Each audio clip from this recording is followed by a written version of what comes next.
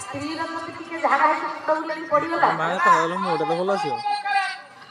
hospital ହଉ କି ଚାପଲ hospital ହଉ ତା ଦେହଟା ପୁରା ଭଲ ନାହିଁ ତାର ଟିକେ ବ୍ଲଡ ଟେଷ୍ଟ ହବ ଇଣ୍ଡୋସ୍କୋପି ହବ କେତେ ପ୍ରକାର ଆଉଛି ଭଲ ସ୍ତ୍ରୀର ଟିକେ ଦେହ ଖରାପ ହେଲେ ସିଏ ଯଦି ବଡ ଡାକ୍ତରଖାନା ନଥିବ କହିବ ରଖିଦେ ରଖ ତମ ସ୍ୱାମୀ ପୁଣିଆ କାଲି ସକାଳେ ଛାଡ଼ପତ୍ର ଲେଖିଦିଅ ଦସ୍ତଖତ କରିଦିଅ ମୁଁ ବାହାରକୁ ପଳେଇବି ଚୌଧୁରୀ ବାବୁ ଜଗତ ଭିତରେ ମା ପରି କେହି